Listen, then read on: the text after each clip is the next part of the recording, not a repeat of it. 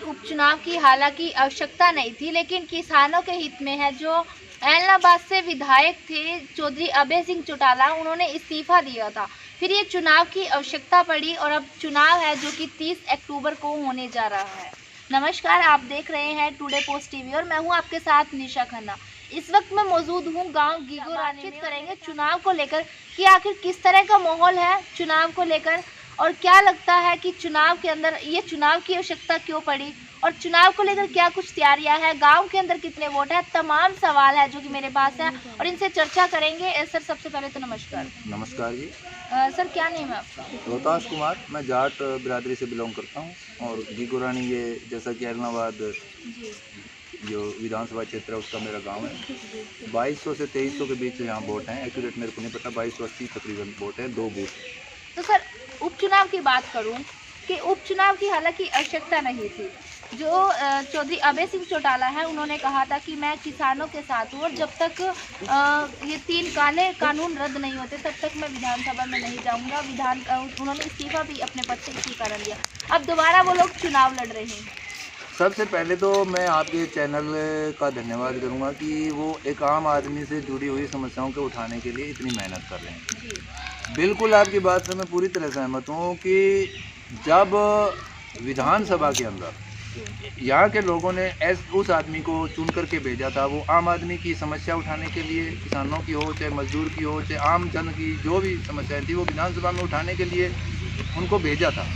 लेकिन जैसा कि हम सभी थोड़ा बहुत राजनीति का ज्ञान रखने वाले, संविधान में विश्वास रखने वाले लोग जानते हैं कि राजनीतिक जो अपनी समस्याएं उठाने के तरीके 2 होते हैं। एक होता है विधानसभा या लोकसभा के अंदर जो हमारे नुमाइंदे उठाते हैं, दूसरा होता है प्रदर्शन का, जो सड़क पे रह के लोगों के बीच रह के हमारे नेतागण उठाते हैं। तो अभय सिंह जी जो कि INLD से रखते हैं, और चौधरी ओम प्रकाश चौटाला जो पूरा 5 बार CM रहे हैं, उनके पुत्र हैं, किसी बड़े उस परिचय के मोहताज नहीं है।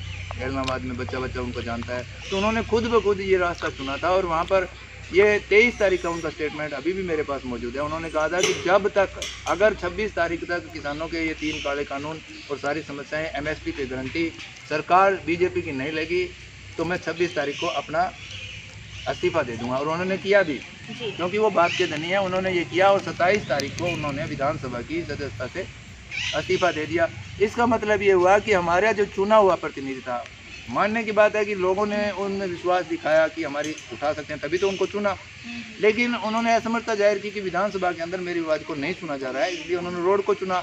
लेकिन उसी आदमी ने राजनीतिक फ़ायदा कह लीजिए, चाहे कोई और दूसरा अपना राजनीतिक उनका फ़ायदा हो सकता है, उन्होंने फिर से अभी चोपटा के अंदर एक लोगों के बीच कहा कि मैं फिर से इलेक्शन लड़ रहा हूँ। तो मेरी समझ के ये परे है, जब वो ऑलरेडी विधानसभा में थे, अब उनको इलेक्शन लड़ने की ज़रूरत नहीं थी। तो इससे ये सिद्ध होता है कि ये थोपा गया उपचुनाव है। दूसरी एक बात मैं आपके माध्यम से सरकार के सामने और जो भी विपक्षी पार्टियाँ हैं, उनके बड़े लीडर हैं नेशनल लेवल के, उन तक पहुँचाना चाहूँगा कि बार बार एजुटेशन सरकार के खिलाफ हो रहे हैं। जैसा कि 10 महीने से दिल्ली बॉर्डर पे भी हो रहा है, अभी लखीमपुर में हुआ है, अभी करनाल, कैथल, हरियाणा में और पंजाब में जगह जगह एजुटेशन हो रहे हैं, ट्रेजडीज, कैजुअलिटीज आ रही हैं।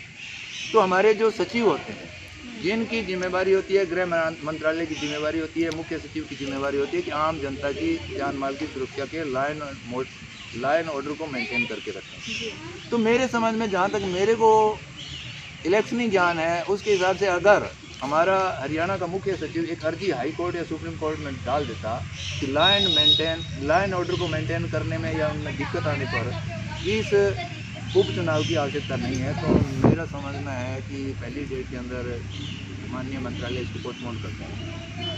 क्यों करता?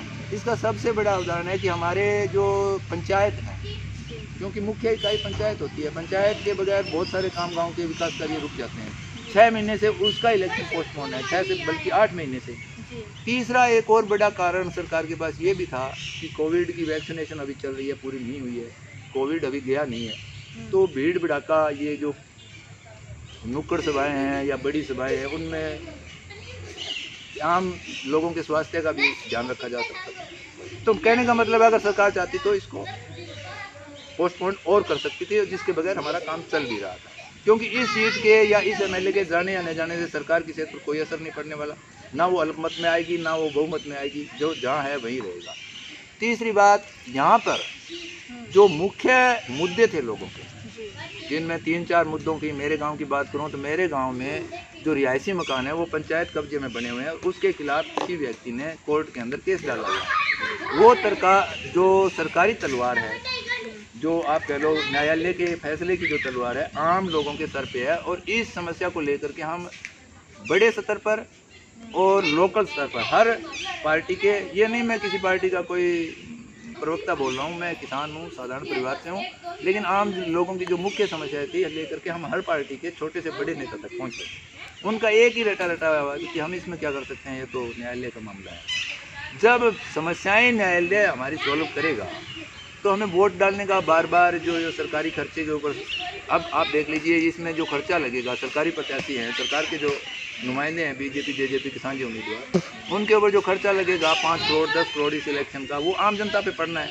महंगाई फिर ऊपर जाएगी, सिलेंडर बढ़ रहा है, डीजल बढ़ रहा है, पेट्रोल बढ़ रहा है, सरसों का तेल बढ़ रहा है, खाने की यहाँ तक नौबत आ गई है कि भूखे मरने की समस्या आ गई है। जो आम लोग हैं जो रोज़मर्रा हम अपनी चला रहे थे, छोटे मोटे धंधे उनके ठप हो गए हैं। कोविड का वैसे भी प्रकोप है, कोविड से लोगों के धंधे पिटे हुए हैं, लेकिन उस तरफ किसी का ध्यान नहीं। यहाँ पर ध्यान देखिए, इसका एक सबसे बड़ा नमूना ये पेश किया गया कि जैसा कि 3 बार की अगर हम ट्रैक रिकॉर्ड की बात करें तो 3 बार अभय सिंह जी विधानसभा में यहाँ से पहुँचे हैं।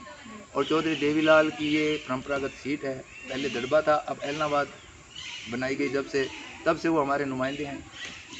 और हर पार्टी ये जानती है कि वो यहाँ से सशक्त उम्मीदवार हैं। उनके सामने इलेक्शन लड़ने वाले लगभग पार्टियाँ जो हैं वो वीक हैं।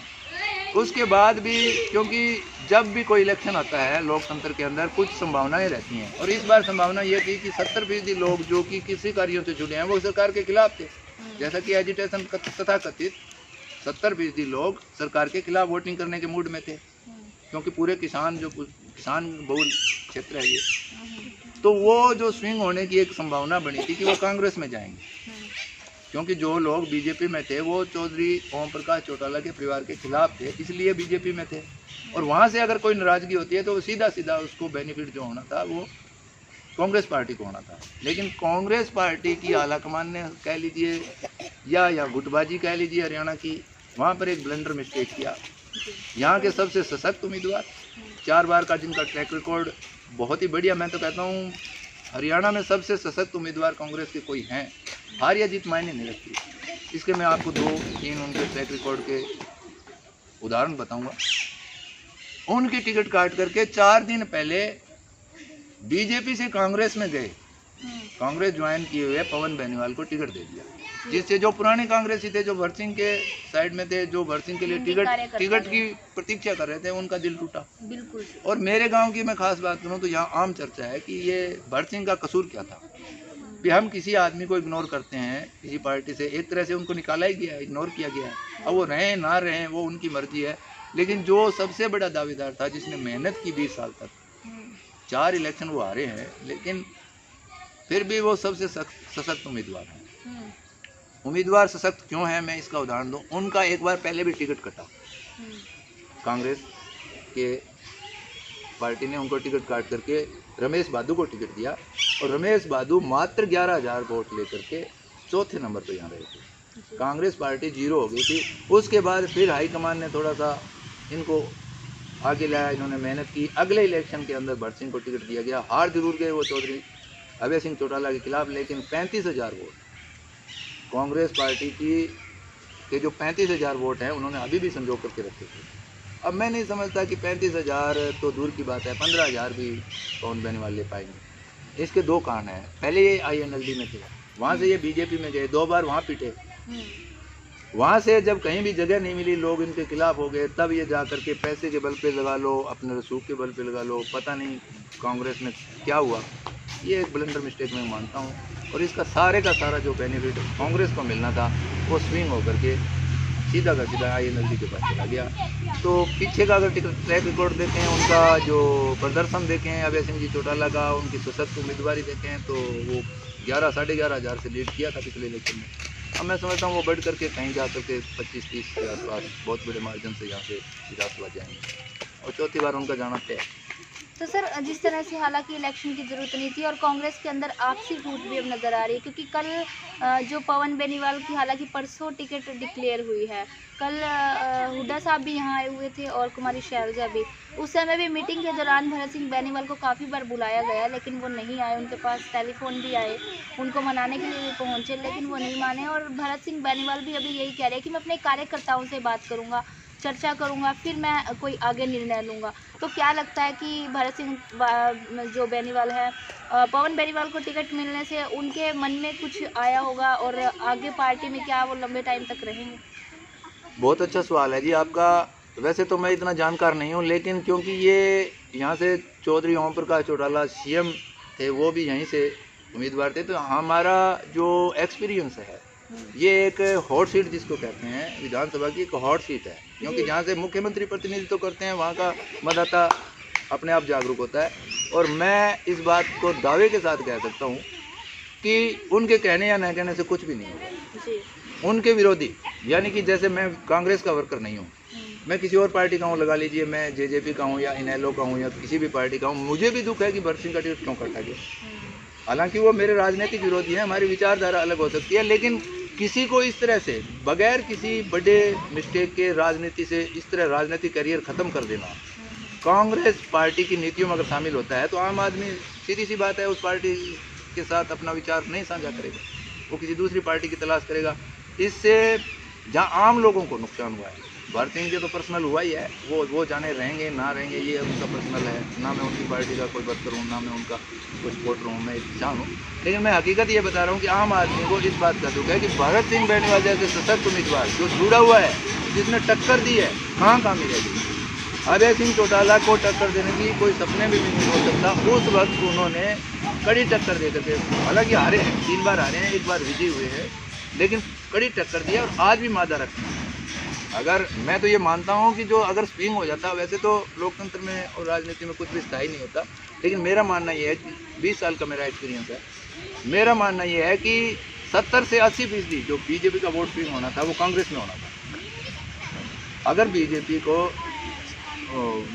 अगर भरत सिंह को कांग्रेस टिकट देती तो बीजेपी का जो स्विंग वोट था, जो रोष था किसानों का, वो वोट स्विंग होकर के पूरे का पूरा कांग्रेस में जाता। लेकिन इन्होंने ये टिकट का जो हेर फेर करके अपने पैर पे कुल्हाड़ी मारी है, मैं तो समझता हूँ। और इस बारे में जो हमारे राष्ट्रीय लेवल की यहाँ की लोकल नेता है कुमारी शैलजा जी, मैं तो उन तक ये बात पहुँचाना चाहूँगा कि आम वोटर ये मानना, आम कांग्रेसी जो पुराना कांग्रेसी है, ये जानना चाहता है कि हुआ क्या, कांग्रेस को ये हुआ क्या। और पार्टियों में होता है, उन पर ब्लेम भी लगते हैं कि टिकट बेची जाती है या उनकी विचारधारा को खरीदा जाता है, लेकिन कांग्रेस पार्टी, जहाँ तक मेरा सवाल है, ऐसी पहले कभी नहीं हुआ इतिहास में। टिकट इनकी पहले भी कटी थी, लेकिन और कारणों से कटी थी। वो जातिवाद के हिसाब से या एरियावाद के हिसाब से उनको काट करके रमेश बादू को एक बार कांग्रेस ने आजमाया था, 11,000 वोट मिले। अब भरत सिंह का जहाँ तक सवाल है, मैं तो मानता हूँ कि वो एक कांग्रेसी हैं और कांग्रेस में रहेंगे।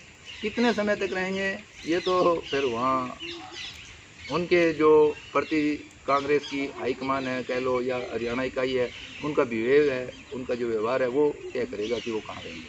तो सर अब गठबंधन की सरकार में जो उन्होंने कैंडिडेट उतारा है गोविंद कांडा को, हालांकि गोविंद कांडा भी है और अब पवन बेनीवाल भी है और अभय सिंह चौटाला भी है, तो क्या इस चुनाव में तीनों की फाइट रहेगी या किस तरह से रहेगा ये इलेक्शन? ये देखिए, ये वो मैं पहले ही आपको बता चुका हूँ कि ये चौटाला परिवार की परंपरागत सीट है, यहाँ से वो लगातार जीतते आए हैं। बाकी कुछ भी संभव है, राजनीति में कुछ भी संभव है, लोगों के पास इसका अधिकार रहता है, वोट आखिर उन्होंने डालने हैं। लेकिन हम सिर्फ अंदाज़ा लगा सकते हैं, अनुमान लगा सकते हैं कि किसको क्या फ़ायदा होगा। नंबर 1 तो चाहे झूठा हो सच्चा हो, किसानों के पक्ष में, क्योंकि ये यहाँ पर मुद्दा ही एक किसान है। किसान वर्सेस सरकार की जो लड़ाई है उसके ऊपर ये इलेक्शन लड़ा जा रहा है और सारे मुद्दे गौण हो चुके हैं। सिर्फ और सिर्फ जो किसानों का रोष है, हर राजनीतिक पार्टी उसका फ़ायदा उठाने के, यही नहीं, आने वाले जो 22 के चुनाव है यूपी में, पंजाब में भी, ये आप मान के चलो कि हर पार्टी ये कोशिश करेगी कि जो सरकार, वहाँ की सरकार या सेंट्रल सरकार का जो गुस्सा है, बीजेपी का मान लीजिए आप, उसका फ़ायदा, राजनीतिक फ़ायदा उसकी पार्टी को मिले, ये हर पार्टी कोशिश करेगी। और ये यहाँ भी मैं तो ये मानता हूँ कि हरियाणा सरकार तो कर ही चेक रही है कि ये जो प्रदर्शन है, इसमें जो विरोध हो रहा है वो सही मायने में है या नहीं। अब एक बताइए, रोडों पे हम बीजेपी का, उनके लीडर्स का, मंत्री का, प्रधानमंत्री का, मुख्यमंत्री का, सबका विरोध कर रहे हैं।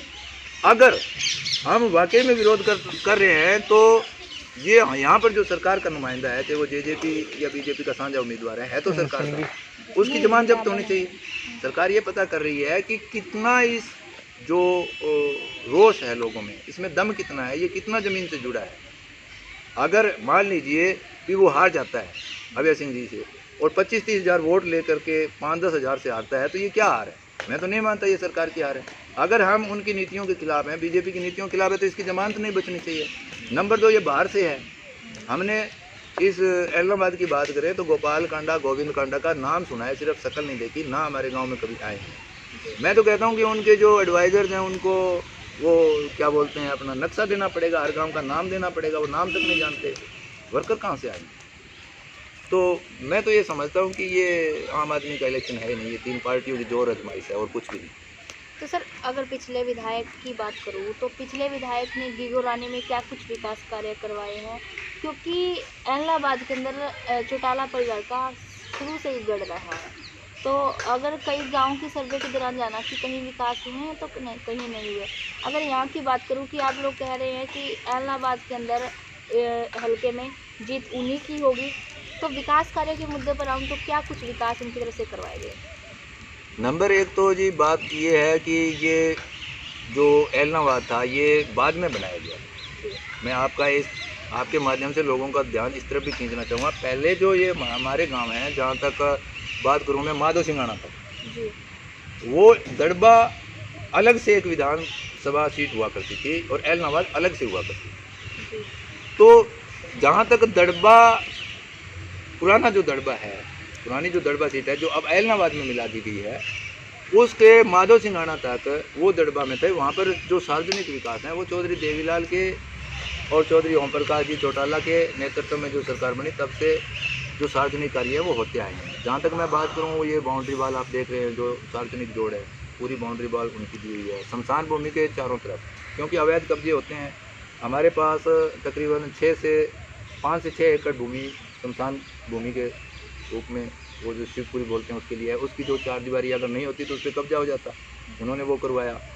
जो जोड़ है सार्वजनिक, उनकी बाउंड्री वाल। 2 हमारे गांव में चौपाल है, जहां बरसात के मौसम में किसी गरीब का मकान गिर जाता है तो वो शरण लेने के लिए वो भी उन्होंने बनाया।